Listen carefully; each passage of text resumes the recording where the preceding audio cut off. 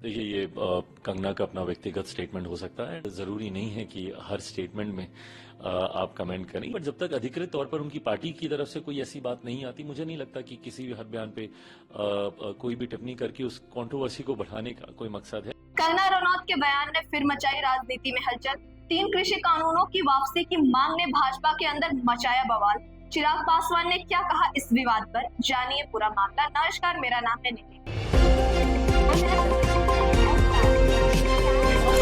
आप देख रहे हैं जन दर्पण, सत्ता का खेल, गणित की नजर, सत्ता गणित। कृषि कानूनों पर जारी विवाद के बीच मंडी लोकसभा सीट से भाजपा सांसद कंगना रनौत के बयान पर केंद्रीय खाद्य प्रसंस्करण उद्योग मंत्री चिराग पासवान ने अपनी प्रतिक्रिया दी है। उन्होंने कहा कि कंगना रनौत से उनकी कोई नाराजगी नहीं है, लेकिन अब वह सिर्फ अभिनेत्री नहीं बल्कि एक सांसद और राजनीतिक दल की सदस्य है। ऐसे में उनके पास अपनी राय हो सकती है, लेकिन जब कोई व्यक्ति किसी राजनीतिक दल से जुड़ता है तो उस दल पर उसकी बातों को आगे रखने का दायित्व होता है। चिराग पासवान ने यह भी कहा कि कंगना राजनीति में नई है और उन्हें इसे समझने में थोड़ा वक्त लग रहा है। हालांकि उन्हें विश्वास है कि कंगना जल्द ही इस बात को समझ जाएंगी कि निजी राय और दल की राय के बीच यदि कोई मतभेद होता है तो प्राथमिकता दल की राय को दी जाती है।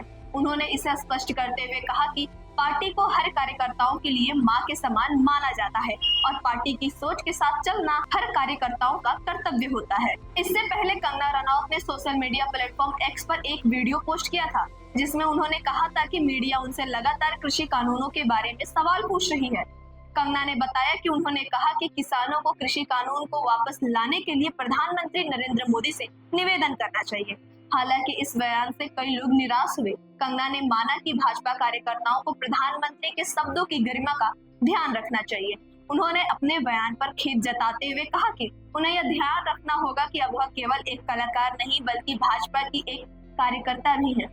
देखिए ये कंगना का अपना व्यक्तिगत स्टेटमेंट हो सकता है, एंड जरूरी नहीं है कि हर स्टेटमेंट में आप कमेंट करें। ये उनकी अपनी सोच हो सकती है, बट जब तक अधिकृत तौर पर उनकी पार्टी की तरफ से कोई ऐसी बात नहीं आती, मुझे नहीं लगता कि किसी भी हर बयान पे कोई भी टिप्पणी करके उस कंट्रोवर्सी को बढ़ाने का कोई मकसद है, जब तक सरकार की तरफ से या अधिकृत पार्टी की तरफ से कोई ऐसा स्टेटमेंट नहीं आता। जब चिराग पासवान से उत्तर प्रदेश में उनकी पार्टी लोक जनशक्ति पार्टी की योजनाओं के बारे में पूछा गया तो उन्होंने कहा कि उनकी पार्टी का उत्तर प्रदेश में बड़ा जनाधार है।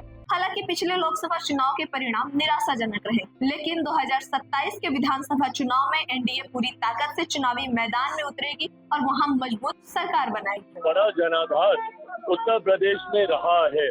लोकसभा के चुनाव से हम लोग को के जो परिणाम आए चुनाव के, उससे हम लोग को निराशा है, पर मैं मानता हूं कि 27 के चुनाव में एनडीए एकजुट होकर मजबूती से लड़ेगा और पूरा डबल इंजन की सरकार हम लोग बनाएंगे। चिराग पासवान ने यह भी कहा कि कंगना राजनीति में नहीं है, लेकिन वो बहुत समझदार है।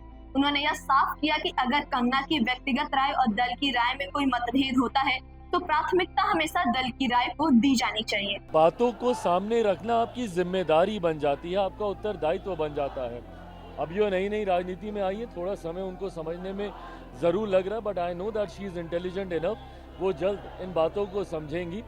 व्यक्तिगत राय और राजनीतिक दल जिसका वो सदस्य हैं उसकी राय में अगर मतभेद है भी तो प्राथमिकता आपके लिए दल की राय होती है। उन्होंने यह भी कहा कि उन्हें नहीं लगता कि कंगना सिर्फ सुर्खियों में बने रहने के लिए इस तरह के बयानबाजी कर रही है। वह कंगना को व्यक्तिगत रूप से जानते और ऐसा नहीं मानते हैं कि वह किसी तरह की मीडिया अटेंशन चाहती हैं। कंगना और चिराग पासवान दोनों 2024 लोकसभा चुनाव में सांसद चुने गए हैं। इन दोनों ने साल 2011 में एक फिल्म में साथ में ही काम किया था। हाल ही में हिमाचल प्रदेश के मंडी से सांसद कंगना ने एक कार्यक्रम में कृषि कानून को फिर से लागू करने की मांग की थी, जिससे विवाद पैदा हो गया था। विपक्षी दलों ने इस बयान के बाद भाजपा पर तीखा हमला किया और कंगना के इस बयान पर सवाल उठाए। तो इस खबर पर क्या है आपकी राय, हमें जरूर बताएं।